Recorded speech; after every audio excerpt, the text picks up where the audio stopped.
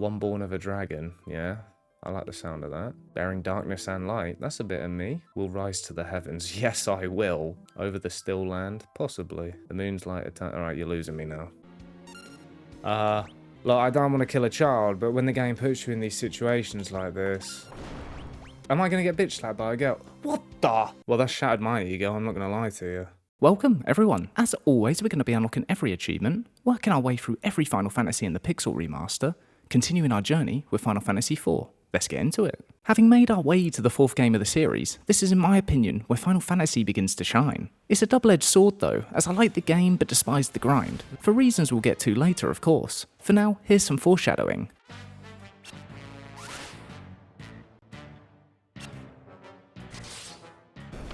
This music sums up my life, I'm not going to lie to you. It feels as though there's more of an identity with the story and characters in this one. Not that the previous ones were bad, but you can see this is where Final Fantasy begins to blossom. I was left with a sour taste in my mouth, however. As much as I enjoyed the story, when it came to the completion, it left me infuriated at times, mostly due to the walkthrough I was following. Like, I cannot express how much I hate this fucking guy. Second visit, what's he on about? Oh, fuck, nah, I'm not fucking doing it. I'm just gonna work it out myself. This guy's fucking useless. This dungeon sucks. Yeah, it's fucking trash. So does the guide, by the way, because this dude can't fucking write guides. This is just a fucking clusterfuck. The amount of times the dude on this says, this enemy's here, and it's never where he says it is, and I've had to go on Wiki. With an increasingly tedious grind ahead of us. Oh my god, we've done it. We've got it. Yes. Oh, the stars have aligned. I nearly fell asleep, I'm not even lying. We stay persistent, continue the journey, and unlock all the achievements, which brings us to step 1.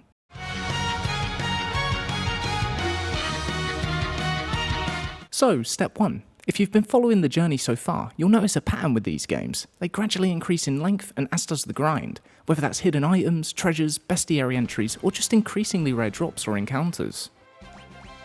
Yes! The cock is in my hands, finally. This is where everything is cranked up a few notches. You're looking at anywhere from 20 to 30 hours with this one, and that's with the boosters activated, at least in my experience. Again, nothing to worry about in terms of difficulty, the game essentially plays itself. What the fuck? The game's playing itself. What? Oh, right. It's meant to do that. But I'd strongly encourage a guide, a good one at that, just to keep on top of the missables. For the 4th time so far, we start a new game and begin the achievement journey. We begin our adventure as Cecil, a dark knight bound by loyalty to a tyrannous king. Following our first order from said king, we arrive in a peaceful village in search of a crystal. Tasked with taking it for our king's selfish gain, we do so. Upon return and handing over the crystal, we do question our orders. With the king not taking kindly to this, he strips us of our rank. You are out of here, sunshine. Although the king immediately sends us on another perilous mission, you'll begin to see a theme and running joke with the protagonist, at times considered a villain based on all the war crimes he keeps committing, whether that's destroying a peaceful village or kidnapping a child. The beauty of this is we see a man question his decisions, orders and humanity, witnessing a man transition from dark to light, showing growth for the character. This brings us to our next quest and another war crime. We enter a village tasked with killing an Eidolon, and using a ring the king has given us. Already questionable, we use it anyway, accidentally slaughtering a village in the process. Oh my god, we've just murdered a whole village. Stumbling upon a young girl in the aftermath. Naturally, she's distraught after having her parents slaughtered and initiates battle with us. Holy fuck. Oh, am I gonna get bitch slapped by a girl? What the? After being humbled and horrified of our actions, we have a change of heart. This immediately leads us into our next crime, kidnapping. With everything that's happened, we unlock our first achievement of the game. Oh, first achievement, accidentally destroy the village of Mist. After finding the girl a place to rest, while also protecting her from the king's soldiers and having ourselves a quick battle, she decides to join our party. We also stumble into a love interest here. Tasked with finding a stone to cure her desert fever, we head out with our objective set to Damsion Castle. This leads to our next achievement for killing 100 enemies. Oh. We enter a cave and pass through in order to reach the castle, keeping up with treasures and bestiary entries as always, as well as meeting a new addition to the party, going by a great sage named Teller, who is on a quest to rescue his daughter. With some newfound wisdom in the party, see, big brain strats, I told you I was full of wisdom. We unlock our next achievement here for obtaining 10,000 gil. We also unlock another one shortly after, fulfilling 10% of the bestiary entries. Before exiting the cave, we are met with an obligatory boss fight. Octopussy, let's go. Gotta be weak to thunder, surely. As the first major boss in the game, he doesn't pose much of a threat, so we give him a quick slap to progress forward. Moments before reaching the castle to find the cure for our dearly beloved, we witness the king go on a rampage. We hastily enter the castle to check if there's any survivors. Oh boy, he's dead. Despite the tragic events of a king's murderous rampage, we lighten the mood with our next achievement, for finding 10% of the treasure chests. We make it to the top of the tower in search of the cure and Teller's daughter. In a sad case of events, we find her killed at the hands of the General Golbez. Out for revenge, Teller leaves the party, while Edward, who was romantically involved with Teller's daughter, simultaneously joins, giving us guidance of the Sand Ruby's location. Find the Sand Ruby. I know. That's where we're going, but we keep getting caught up in other people's shit. With Antlion Cave as our next destination, we set off. Again, a quick route around in the cave, and we have ourselves a quick boss battle. As always, with boosters turned on, you'll make very short work of this. After beating the boss, we are finally rewarded with the Sand Ruby. Now we can backtrack back to the inn and save Rosa. With Rosa at full health, she informs us of the General's next attack. Reluctantly, we head out again to try and stop it, making our way to Mount Hobbs and welcoming a new character to the party, guiding us to Fabul to protect the next crystal. Having reached the crystal's location, we are forced to face an old comrade, Cain, who never hesitates to betray us. After a quick battle that isn't in our hands, we failed to defend the crystal. It's obvious we aren't strong enough to face the evil forces and save the world just yet. Which brings us to the next part of the story. There's light in Cecil all along, apparently. We just have to face ourselves to find it. So after fighting our inner demons, only having to defend throughout, we eventually turn into a light paladin. After becoming a new man, we unlock our next story-related achievement. That is a prince if I've ever seen it. He looks quite attractive there, actually. Wait, hang on a minute, level 1? What the fuck is that? Why am I level 1? Continuing the story as sexy Cecil on the hunt for Golbez, we make a quick pit stop in the Black Mage village. We visit the local shop and sell some gear, racking up 100,000 gil for our next achievement. While here, we also visit the Elder, who offers some wisdom on what to do next. Alright, yes. Let's go to the Devil's Road, let's go get Meteor, and go to this place that he keeps talking about. First on the agenda though is a staple in the Final Fantasy series, meaning an airship. In order to acquire one, the Elder sends us through a secret passage, leading to Castle Baron and right back to the start of the game, looking to kill two birds with one stone here by taking on the king and nabbing his ride. Being greeted by the king, we discover he is an imposter all along. Naturally, we'll have to face him in battle. Get ready for this. I wasn't expecting that. I thought he was going to look a bit meaner. He looks like a beetle. We'll make short work of this boss, don't you worry. With the short and sweet boss defeated, we make an escape. Unfortunately, the exit is booby-trapped. Oh shit! The ultimate sacrifice? I know how to cure this. Yes, we need to get a super soft. I can't believe they just killed off kids. With an unusual sacrifice of children, we escape and commandeer an airship. Free to roam the skies, we unlock our next story-related achievement. With one elemental lord defeated, in typical fashion to elongate the game time, we predictably have to kill the other three. That's not all though. Cecil's girlfriend ends up kidnapped by Golbez. In exchange for a crystal, he swears to give her back. Naively, we agree to the offer. Oh, who could have predicted this? This was always going to happen. Being set up again naturally initiates a fight with Golbez. He is huge. What is he, like 12 foot? Oh, it's one of these non-fights. Fuck me. Oh, well, that's GG's. Game done. After the scripted battle, we welcome Cain back with open arms, not to be betrayed by him again, surely. With him in our party and the damsel rescued, we are immediately thrown into our fight with the next elemental lord. Holy shit, it's naked somewhere. Look at the tits on that. GG's. With the Elemental Lord's defeat and a quick teleport out of the airship, we unlock our next story-related achievement. Cruising onto the next Elemental Lord now takes us to the underworld. After being ambushed, we are forced to land the ship, which for some reason stops us being attacked. We do, however, unlock our next achievement for arriving in the underworld. On our way to the next Elemental Lord, we keep up to date with our bestiary entries. Following this quick battle with some new monsters, we unlock the achievement for filling the bestiary to 50%. Taking a quick pit stop at the local castle in the underworld, we have a quick route around and do some looting, keeping up to speed with the treasures as always, hitting the 50% mark here for our next achievement. Progressing forward with another achievement coming in thick and fast, we have a standard battle, earning some gil taking us to a total of 500,000 for our next achievement. And immediately after, we hit a random encounter. Killing this monster tallies our kills up to 500. Pushing forward and making our way to the next elemental, we have as always another boss fight, so we wastefully heal up and get to work. He's healed me anyway. Alright, fair fight. I respect it. Love a bit of sportsmanship. Oh, he's gonna get fucked though. No capes. Oh, well, Edge is dead. 4,000! Holy... Oh my god, what the fuck, man? How much fucking health has this dude got? 34,000 HP. Finally. Fuck me, that was a marathon, that. That was like Le Mans 24/7 or whatever the fuck. With the next elemental beaten, we yet again unlock a story-related achievement. Our next achievement leads us on a wild goose chase. After speaking to a blacksmith who refuses to work for anything less than adamantite, we go on the hunt. Having to find a rat tail from a chest, we then have to trade the rat tail for the adamantite, then backtrack to the blacksmith, handing it over, who finally forges the ultimate weapon, Excalibur, finally unlocking the achievement. Nearing the end of our journey, with the elemental's defeat and having a safe passage to face the bad guy, we need to acquire an upgraded airship and fly to the moon, with the story quite literally heading out of this world. We land on the moon, unlocking a story-related achievement.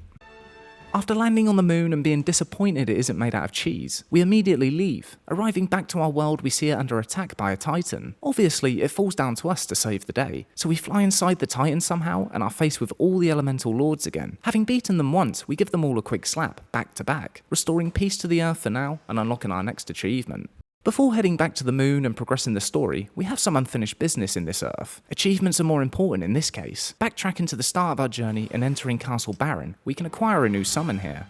Oh, Odin, the man. Is he gonna do Zetsukin on me or whatever the fuck I don't know how to pronounce that. No, I don't speak fucking parcel mouth. Yeah, so what's next? Final Fantasy 13 playthroughs? Fucking hell, what a little bitch. He just got slapped. He's meant to be a beast. What happened? Fucking pussy. You've grown strong, you better believe it. With a very short battle and our last non-secret summon of the game obtained, we pop our next achievement. Luckily for us, there are no hidden items on the moon, and having reached this far in the story, we can backtrack to an area in which an item wasn't accessible at the time. Doing so, we tick off one collectible and missable achievement from the list. Heading back to the moon once again, and we can make our way to the endgame gauntlet. There is some tedious grinding to be done once we get to the point of no return, but we'll get to that shortly. Upon reaching our end destination, we unlock our next achievement for visiting all map locations, shortly followed by reaching level 70 for all of our characters also, unlocking another achievement. And with the 4x experience booster activated, this reduces the level grinding significantly. While grinding through the levels, we also grind some kills. Tallying our kill count to 1,000 unlocks our next achievement. While we're here, we can start one of the most insufferable grinds we've faced so far. For one of the achievements, we need to obtain some adamant armor. In order to get that adamant armor, we need to exchange an item called a pink tail. And despite how simple this sounds, the pink tail drop rate is inconceivably low. You're looking at a 0.39% drop rate. Funnily enough, we should be thankful as the drop rates were increased in the remaster, making this grind a little less torturous than the original game. So we buckle up and hope for the best with this RNG nightmare. Please, Rat Tail. I fucking hate this game. I'll do one more fight after this, and that is Goodnight Vienna. I fucking hate this.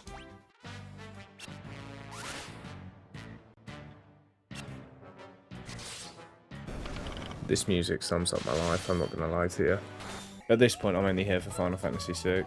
Unless Final Fantasy V is like a spectacle as well, but... I mean, it could be worse, I could actually have to play the game. I didn't think about that. Come on, baby, what we saying? Come on. Nope, not even a dicky bird. Fucking hell.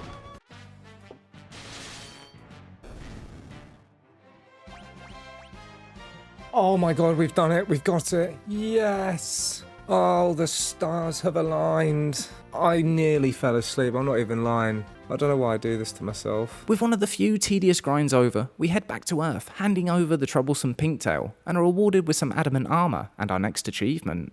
Nearing the end of the final dungeon, there's a quick task for us to complete. There's multiple ultimate weapons scattered throughout here, each guarded by a boss.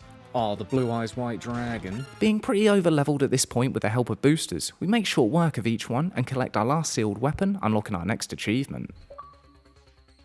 We have another achievement to polish before facing the final boss. As always, keeping up to date with the treasures all the way through to the end unlocks our next one here. Oh, thank you. Oof, I thought we missed one, I'm not going to lie to you. With everything done up to this point, bar a little post-game grind, it's time to finally face the final boss and finish off the story. Oh, it's another fucking non-bow, man. Fucking hell. Do we get to play the game now?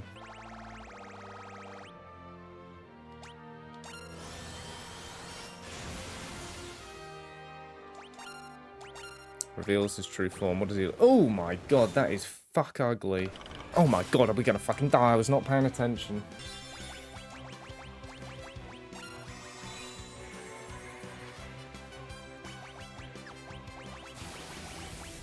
Fucking Big Bang my balls. Get out of my life.